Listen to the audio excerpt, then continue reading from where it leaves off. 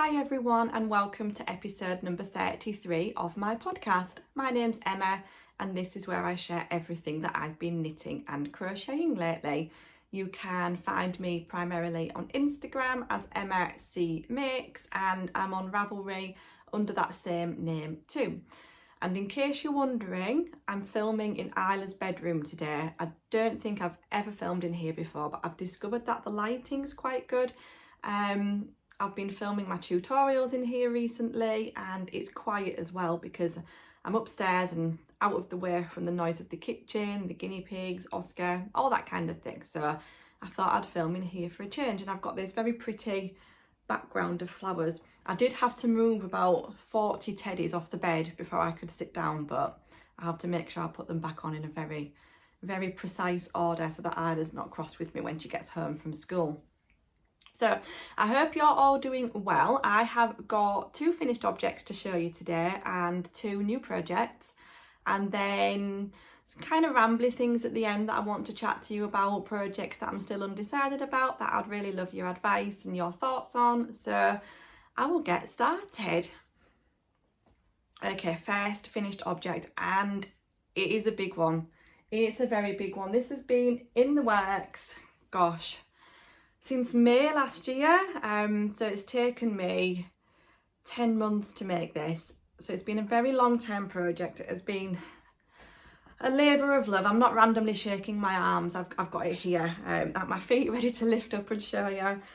I have finally finished. If I knew how to put a drum roll in, I would put one in. I've finally finished my moss stitch blanket. I absolutely love it.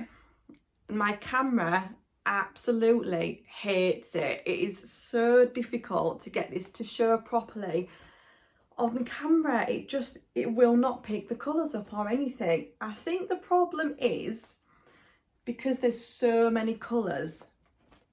There's so many colours within the blanket that my camera doesn't know where to focus. So it's huge.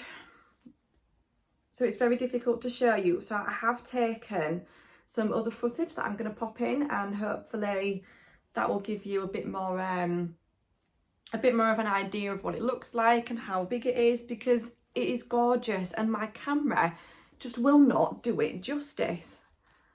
So if I bring it closer, you can see all of the lovely stitches and the lovely colours.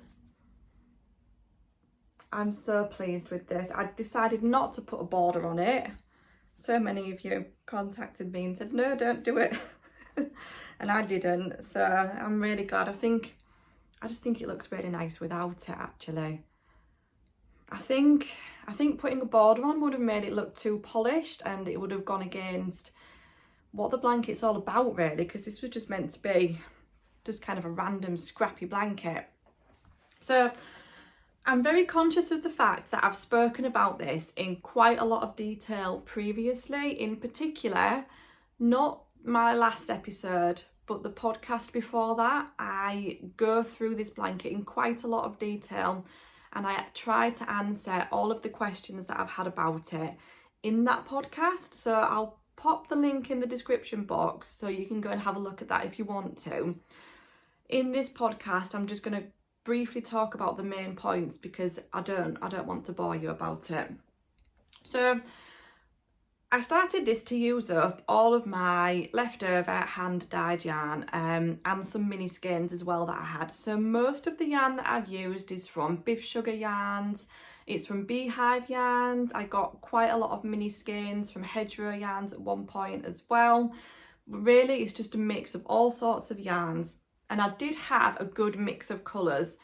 So what I've tried to do in the blanket, it's not been completely random. I have tried to space the colours out. I've made sure that it's not been too dark. I've not had too many dark colours together in one section, for example. If I've used pink in one row, I've tried to space it out before I use pink again in another row.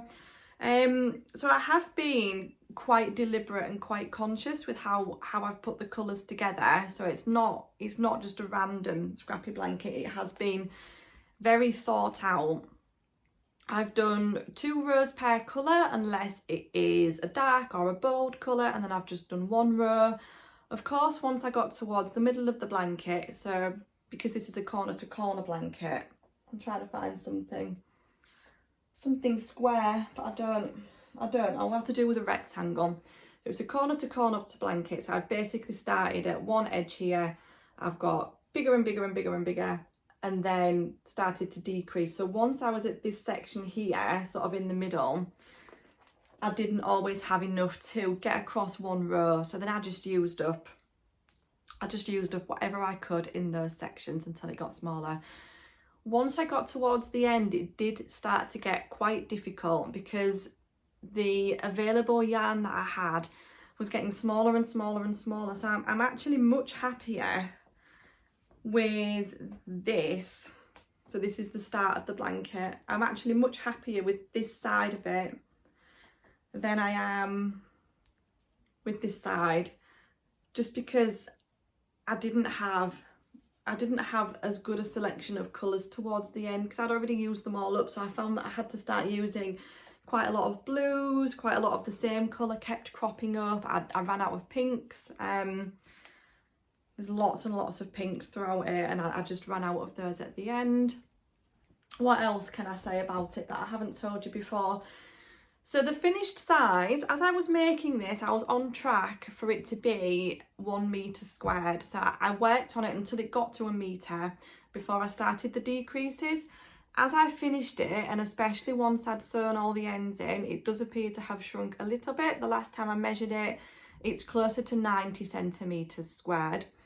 I have also popped it on the scales, and it weighs, what was it? I think it was 585 grams, so just under 600 grams. That was with all of the ends sewn in as well, so obviously I will have used slightly more than that. So obviously I've chopped them off and they've gone in the bin. It took me 2 full days to sew the ends in. What I did, because I'm not very disciplined, I don't sew them in as I go along. I did one half of the blanket, I sewed all the ends in, did the second half of the blanket and sewed all the rest of the ends in. And it took me a day each time. But yes, I wanted to say thank you for all of the lovely comments I've had. I popped a picture of this on Instagram, and it wasn't even a very good picture because, like I say, my camera really doesn't like it for some reason. And I had to make do with posting quite a close-up picture, and I felt you couldn't really get sort of the full effect of the blanket. But I had so many lovely comments from people. I really appreciate it. And if you would like to make one yourself, I do have a tutorial for it on YouTube. I will pop a link so you can take a look at that. But yeah, I feel like I should show it just one more time. It's been a real labour of love, but it's done, and I really love it. And now I can concentrate on some of my other scrappy blankets as well. So my second finished object that I have to show you, I was actually working on the last time that we spoke, and I can't remember exactly at what point I was up to. I think I was still working on the yoke, or I'd just got onto the raglan increases or something like that. I have it here to show you, and I'm talking about my Ranunculus. I love it. Everyone's made one of these, haven't they? Let me know if you've made one in the comments. It's such a great pattern.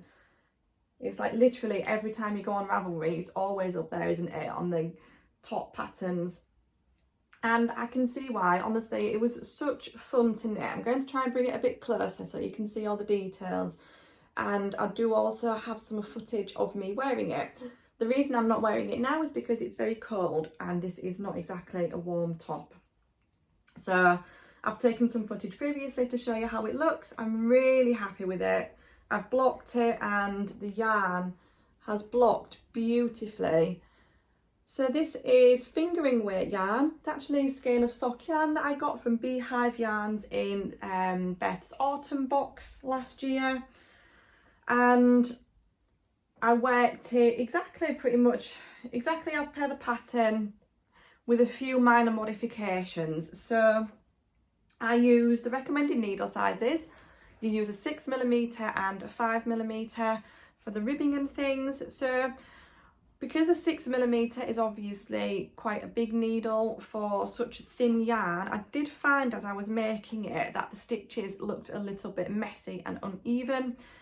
But as you can see, blocking has worked wonders, and they just look perfect.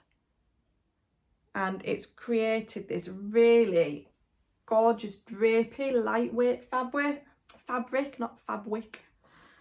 And it's going to be absolutely perfect for summer. So as I was making it, the fabric was quite see-through because of the big needles, and I was thinking that I would be able to wear it in summer over a vest top, over a dress, that kind of thing. So I don't do well in the sun. I burn very easily. I don't do well in the heat in general, and so my thinking behind this was that it was going to be a really good top, like a really nice lightweight one that I could wear to get some coverage, to get my shoulders covered over and things, but that wouldn't make me really hot. And I was really pleasantly surprised when I tried it on, because it's actually not as see-through as I thought it would be. So in the footage that I'm going to show you, I'm wearing like kind of a pinky coloured, flesh coloured bra, and I don't think you can really see it at all. I would be quite happy to wear this, I think, just without a vest top underneath. I think I could get away with that. So let me tell you about the modifications that I made. So there's two necklines that you can make with the Ranunculus. The instructions come across as pretty intimidating in general, I think, with the Ranunculus. On the face of it, it does come across as quite a complicated pattern, but once you kind of get into it, it's probably not a good one for a beginner. But if you've made like a sweater or a top or something before, and you're familiar with the construction of a top-down sweater or top, so you know, casting on your stitches and working in the round, or doing your raglan increases and things and then separating for the sleeves, if you've tried that and you're confident with that, then absolutely I would give this a go. I think you would be able to do it. I don't consider it a difficult pattern, especially not with the modifications that I made, which I am now definitely going to talk about. So I didn't do either of the cast-ons in the pattern. I just used a normal twisted German cast-on, which is a really lovely one because it is nice and stretchy. And then I followed the pattern exactly. So whichever size you make, you follow the instructions the same. You cast on the same number of stitches, you work the yoke the same, and then the increases for all the different sizes come in the raglan increases part of the pattern. I made the very smallest size, and just for a little bit of context, just in case you're wondering what size to knit for yourself, I am a UK size 8. I can squeeze into a 6, say if a shop doesn't have my size and in something that I really like and I really want it, I can squeeze into a 6, but it is a squeeze. And my bust is about 83 centimetres. I'm about 5'3". Hopefully that will be helpful in case you're wondering what size to make. So this is the smallest size, and I followed the pattern, like I say, for everything, for all of the measurements. So I did the body to the correct length as in the pattern. I think it might have been something like 18 centimetres or something. I'd have to check that. And then the ribbing was 8 centimetres. I did all of that the same, just a regular bind off. The sleeves, I separated for the sleeves as if I was doing the long sleeved version, but all I did was 4 rounds of stockinette and then 5 rounds of the twisted rib to match the top and the bottom, and it's perfect. I did have a little bit of a panic on at one point. So once I'd done the yoke and things and I'd separated for the sleeves, and I think I got to about here, I started to get into a bit of a panic that I wasn't going to have enough yarn to finish it. Even though I've made one of these before, quite a long time ago, and I don't have that top now, I do remember that I had yarn left over from it. And despite that, I was still panicky that I was going to run out, because honestly the ball of yarn I had was tiny.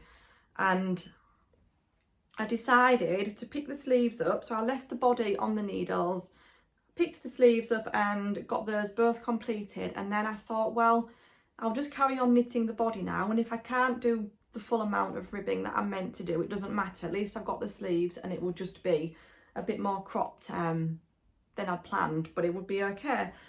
But I managed to get the full thing done. I did my full 8 centimetres and I had some yarn to spare at the end. This is what I had left. This tiny ball.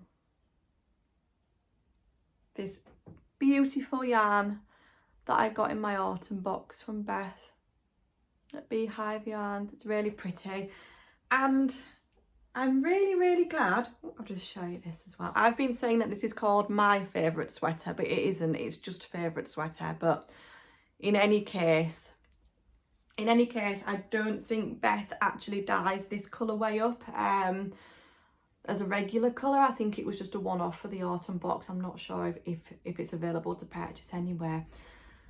The reason why I'm really pleased is because I'm still completely off my sock knitting, and now it's like I've got another option. If I've got a single skein of yarn that I don't know what to do with, I can just make a ranunculus. I can, you know, it uses better than a sock really, because it uses nearly the full skein. This is going to go in my scrap yarn ball now, and hopefully the colours are showing up. I know I keep bringing this close. If it wasn't for the speckles in this yarn, I don't think I'd be able to get away with wearing it. I think it's one of those colours that would completely wash me out, but because it's got all these beautiful speckles, it's got like some kind of reddy pinks in it, some browns, it really breaks it up. And yeah, I really like it. Really happy with that. I'm really looking forward to wearing it. I'm going to take it on holiday when we go. Okay, has that answered everything? I think it has. Sorry, I'm looking down. I've got my notes all in here. So those are my 2 finished objects, and I actually don't have that many projects on the go at the moment. I've still got a few crochet blankets, which they're kind of long-term projects. I don't really count them as much. Let me show you what I've got new, what I've cast on since we last chatted. I have started a cardigan. I have got quite a lot of sweaters and things in my hand knit wardrobe now, but I really do need more things that I can layer that are going to be good for spring and summer and things, because even in summer here in England you do occasionally need something warm to pop on over the top of whatever you're wearing. And I had this, it's getting a bit taffled. I had lots of this in stash. This is Drop Snord in goldenrod, and I originally bought this to make a Briochealicious shawl, which I'm going to chat to you about in a little bit. And I decided to use it instead to make a cardigan. It's not the Netherton cardigan that I previously said I was going to make. I'm still a little bit undecided about that. So the Netherton cardigan is a pattern from Pom Pom magazine, and it uses DK weight yarn. This yarn isn't DK weight, and originally what I was going to do, just to use it up because it's stash yarn, was to hold it double and make the cardigan that way. I'm just untangling a lot of yarn while I'm chatting to you. Yeah, my original thought was to hold it double and make the cardigan that way, but then I thought, well, I was a bit panicky that I wouldn't have enough yarn to make the cardigan, and I just thought it would be better and easier if I just bought some new yarn for that project. I've also been having a little look at some of the finished project pictures for that cardigan on Ravelry, and a lot of people, you know, seem to be having some fit issues. So I'll pop a picture on of the Netherton cardigan so you can see it just as a reminder, but it is basically this really nice cropped cardigan. It's quite fitted, and the neckline comes right down here. It's quite an open cardigan, and then it's buttoned under the waist here, and it comes in quite tight. And I've noticed when I've been looking through the pictures on Ravelry, on quite a lot of them, it's gaping open here, and I don't know whether that's like a fit issue, whether maybe they've not got the gauge right for the pattern or something, I'm not sure. But yeah, it's making me a little bit wary, because I don't want to make it if it's going to be gaping open. I would want it to fit properly. So yeah, it's something that I need to have a bit of a think about. So instead of making that, I have cast on another cardigan. It is the April cardigan by PetiteKnit. It's a really lovely, just kind of classic pattern, like all of PetiteKnit's designs are, just something that will go with anything. And it uses one strand of fingering weight yarn and one strand of mohair. So I've got some Drops mohair to go with this. So this is Drops Kid Silk in the shade Curry, and this is the goldenrod. So hopefully it's picking up the colour accurately on screen, but this is actually quite a bit brighter, and I'm quite glad that I got this. I think this shade's really nice because it just tones down this one ever so slightly and just kind of brings it down a notch to this really nice mustardy colour. And I've done quite a lot of progress. Let me hold it up. This is where I'm at so far. So I've separated for the sleeves up here. I've knit all of the body, and I've just this morning started doing the ribbing. I've got to do 10 centimetres in a 1x1 rib, which is going to take me ages. But then it's just a case of knitting the sleeves and button band and things. It's been quite an interesting knit. So before I started this, I watched another podcast or just another video that someone had made where they were talking about the April cardigan and the Champagne cardigan, which is another of PetiteKnit's patterns, but it's a lot more oversized. This one doesn't have as much positive ease as that one. It's a lot more fitted. And she chatted about the differences between them. And she actually recommended the Champagne cardigan as a more simple and accessible design for a beginner. But on PetiteKnit's website, she classifies the April cardigan as I think 4 out of 5 difficulty, and the Champagne cardigan as 5 out of 5, which is like the most difficult. So I suppose it depends kind of, you know, your own personal preferences and experiences really, and what you consider difficult. But the April cardigan, there is certainly a lot of information to hold at the beginning. So let me explain. So we cast on here to begin, and you basically have to work 3 lots of increases. First, you work this shoulder detailing, so you work the shoulder increases. After that, you go on to working the sleeve increases, and then after that, you get right down here and you work the raglan increases, and then you separate for the sleeves. At the same time as doing that, you also have to work increases. I can't remember if I just said decreases instead of increases when I was talking about those other sections then. Gosh, my brain's like mush lately. That's what having 2 kids does to you. But yeah, obviously if I said decreases, I meant increases. And at the same time as doing all of those 3 sections, you have to remember to increase along the front here so that it creates this V shape. That part isn't explicit, like it's not written explicitly into the pattern. By what I mean by that is it just says, whilst doing this, remember that every other right side row you need to be working increases as follows. So it's not that it was difficult, it was just that there was a lot of information to hold in your head at once. So I kind of had 2 separate things to keep track of at all times. As I was working the shoulders, the sleeves and the raglan increases, I had a separate piece of paper and a row counter so that I could always keep track of what row I was on, what repeat, and how many lots of increases I'd made along the neckline there. So only in that sense would I consider it difficult. It's not difficult, you know, per se, it's just that there's a lot of information to hold. I think that I think that the construction of the champagne cardigan isn't like that. I don't think you have all the separate increases, and I think that's why the other lady said that that one was more simple. I am actually going to be making a champagne cardigan, so once I've done that, I will have to let you know which one I consider the most difficult. But yeah, I'm really loving this. The fabric feels beautiful. The yarn, the drop snod is actually quite a bit thicker than the recommended yarn that PetiteKnit uses for the pattern. I did, and get ready for this because you're going to be shocked, I did actually do a gauge swatch before I cast on.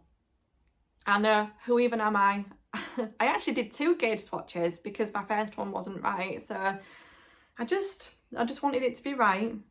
You live, you learn. Despite having done the gauge swatches, I have been having a bit of a panic about the size of this and whether it's going to fit. And I'm using thicker yarn, and I suppose just tension and everything, everyone's different. I've basically had to go down 0.5 millimetre on the needle sizes to get gauge, and it just seemed to me that it was impossibly small. I've been doubting myself all the way through, thinking, well, it seems like a big drop, you know, surely that can't be right. What if it's going to be too small? And as soon as I'd separated for the sleeves, I tried it on, and it did feel really small, but obviously it's not a true reflection, is it, of how it's going to fit when it's done.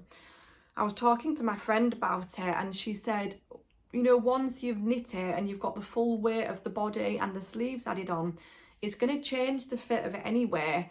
And she's right, because, you know, we all know when we've knit a sweater, the neckline looks completely different until you add the sleeves on, and then it really pulls and stretches it into shape. And I did actually check my gauge again along the back of the work, and it's spot on. Well, pretty much spot on.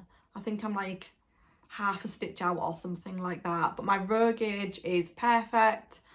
So I'm just gonna keep your fingers crossed for me. I'm sure it will be fine. It should be, shouldn't it, if my gauge matches? But yeah, I'm hoping that it does fit. I'm making the smallest size as well, which yeah, which is another thing. It's not like I've gone up a size and it is going to be too small. If it is too small, it is going to be really small.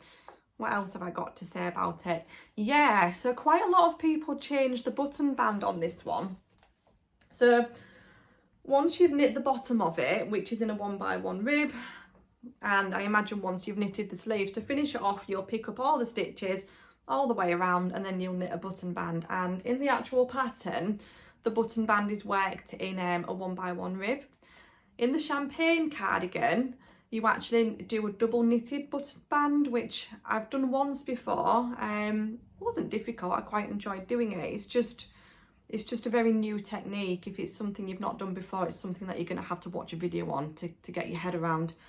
And quite a lot of people who have made the April cardigan have substituted that ribbed button band and made a double knitted button band instead. And I'm not sure yet.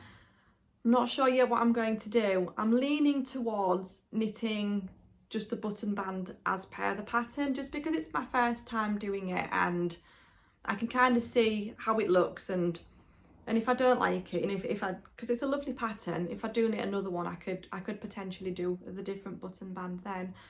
I think because I've got plans to make the champagne cardigan as well, it will also be quite nice to have them both different, won't it? 'Cause I don't want them to look exactly the same.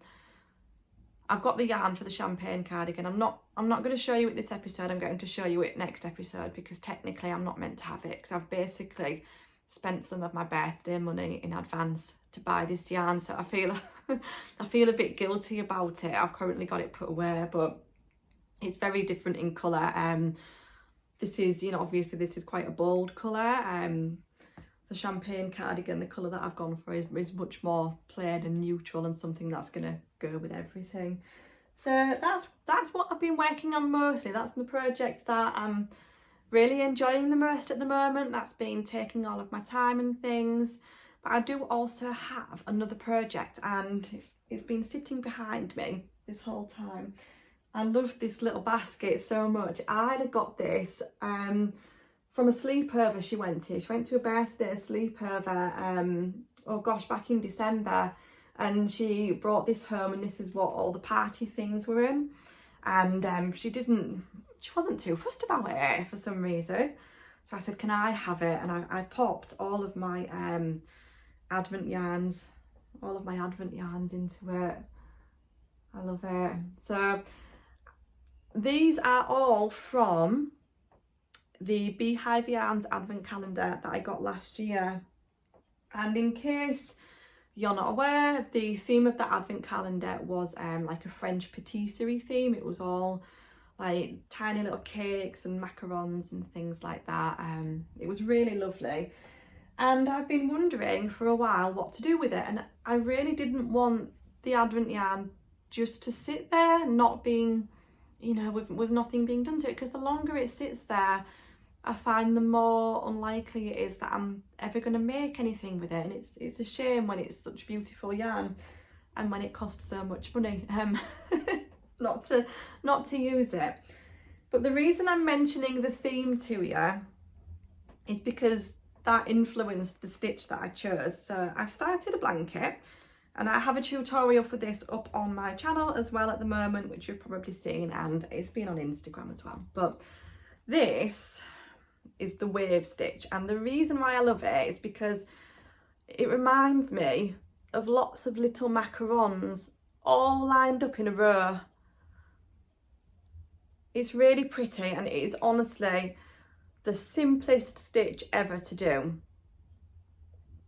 So the yarn here is some Cascade Heritage in the shade Snow that I just got to go with it as the main colour.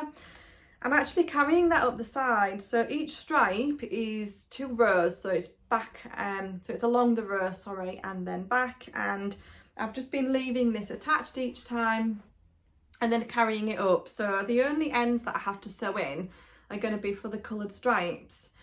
It measures at the moment about 110 centimetres across. I do expect it once I've worked more of the blanket, I am expecting that to shrink in a little bit. I think this is also going to block really beautifully. I'm going to try and block it so they open up the stitches a little bit more. Hopefully the colours are showing up good on screen for you, but it is using, I'm just going to show you some of the colours that I've got.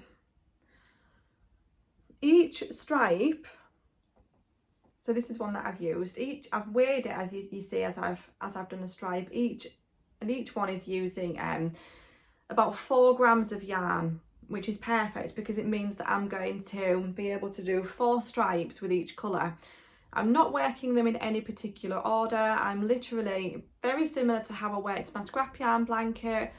They're all in a basket. Once I've done a stripe, I kind of think, oh, well, what colour shall I do next? And I just pick out which one I think based on the ones that I've done before. I'm not planning them and what order I'm going to do them in or anything.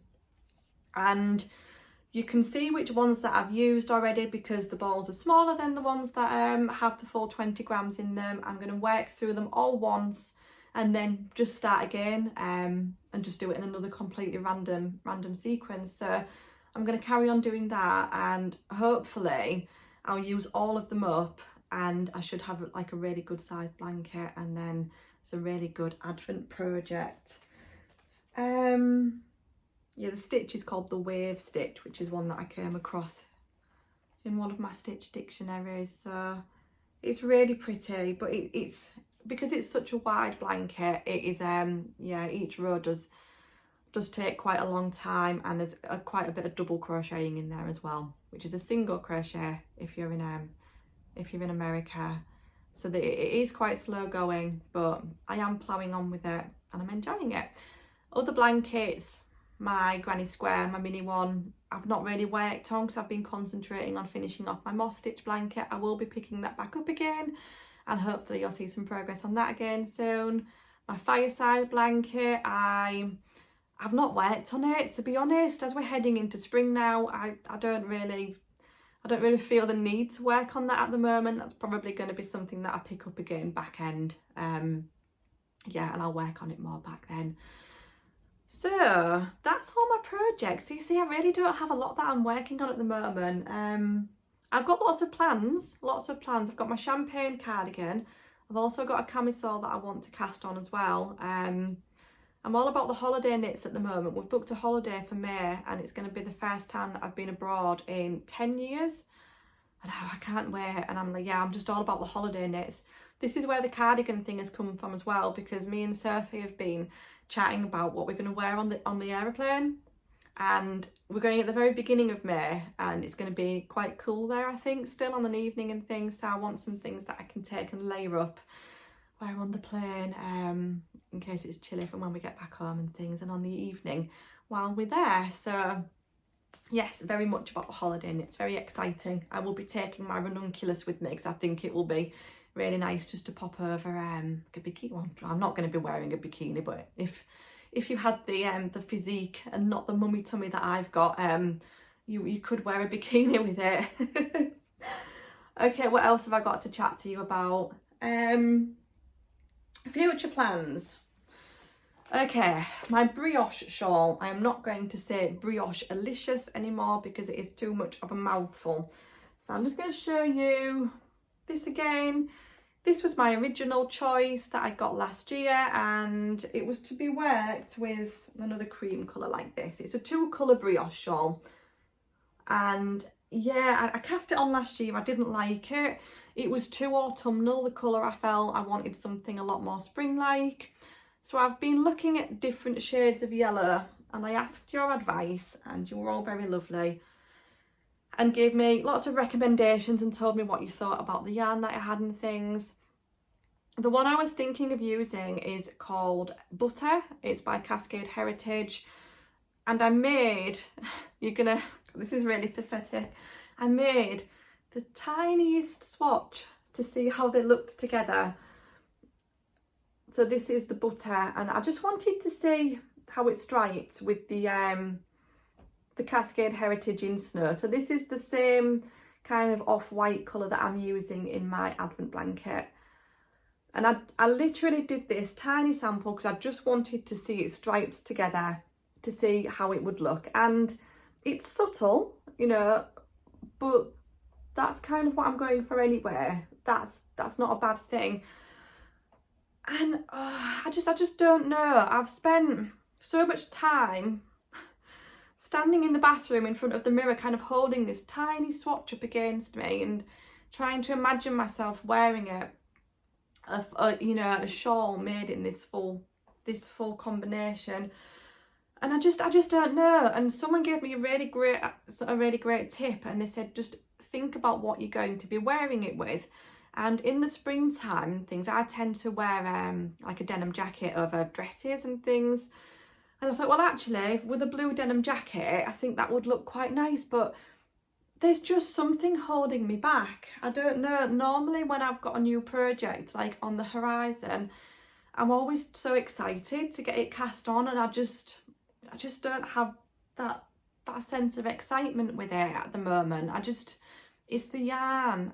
I can't get on board with the yarn. And then, so this is how my thoughts have been progressing. I watched a podcast by Laura Penrose recently, and she has made another brioche shawl. It's another pattern by Andrea Mowry, but it's not the same pattern as the one that I'm going to be making. I believe it's the What the Fade shawl. And it's a 2-colour brioche shawl, but Laura has actually used this pattern to use up her advent calendar, and she's made it as 1-colour brioche. So she's basically followed the instructions for, you know, the shaping of the shawl and the colour melting and things like that, but she's just taken the 2-colour brioche out of it. So then I thought, well, maybe I could do that instead because it looked so good. It's really beautiful. But I wouldn't fancy doing one just all in this yellow colour. I think if it was hand dyed, that would be different because there'd be some other kind of interest to the yarn, if you know what I mean. You know, there'd be some speckles or some kind of variegation or just something else. Whereas this is just a plain solid colour, and I think just as 1-colour brioche, I don't think I'd like that. So then I had a look through my stash of mini skeins which are all in here. I've still got it. My bag of precious yarn is still all in here. This is mostly my mini skein club that I joined last year. I've not really used any of them. They're just all in there waiting for the right project. And I thought, well, maybe I could find a combination of yarn in there. So I sat and had a bit of a play around with the yarn and tried to put it in an order. Not necessarily a fade, but a colour order that I could be able to use. And I came up with this really nice combination. And on the one hand, I thought, oh, I really like that. That's really beautiful. But then on the other hand, I thought, would I wear it? Because it's, I just don't think I would wear it.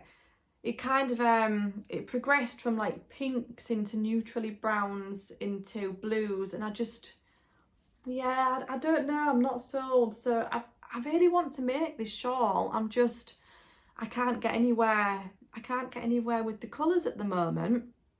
So yeah, if you've got any kind of sparks of inspiration, or if you've seen anything on Instagram or Ravelry or anywhere and you think, oh, so-and-so's done this, that could give you a good idea of what to do, then yeah, please let me know. That would be really, really helpful, because I really want to cast it on and get started, but I can't seem to get anywhere with it. So that brings me to an end of everything that I've got to chat with you about this time. I feel like it's been quite a quick one. I will be back I'll be back as soon as I've got some more things to show you, basically. So I've got new yarn to show you next time already, which I'm in denial about, which is in the bedroom. And then, yeah, plans for some more projects. So let me know what kind of things you've got planned. Are you thinking of spring and summer knits and things like that? Because it's still, it's the 1st of March today, but we're still very wintry. I'm looking out of the window at the moment and it is pouring down with rain and it's really cold today. But even so, I think because I've got this holiday booked and because, you know, the light's starting to pull out a bit now, it's lighter in the mornings, we're getting longer on the evenings, I'm starting to think ahead to spring, summer. So yeah, let me know what you're working on and what you're thinking of making at the moment, and are you all about the spring and summer knits too? Or are you in the other hemisphere, the southern hemisphere, and then you'll be the opposite to us, won't you? You'll be heading into winter, autumn and winter. So yeah, let me know. Thank you everyone for watching. I really do appreciate it. Thank you for all your lovely comments. Thank you for all your lovely comments again on my moss stitch blanket, and if you've used the tutorial and left me lovely comments on there as well, just thank you. I really appreciate all of you. Can't say thank you enough, really. So I will go now. I'm going to get some ribbing done on my cardigan and things, and I'll be back again soon with another podcast to catch up with what I've been up to. So take care everyone. Thanks ever so much for watching, and I'll see you again soon. Bye.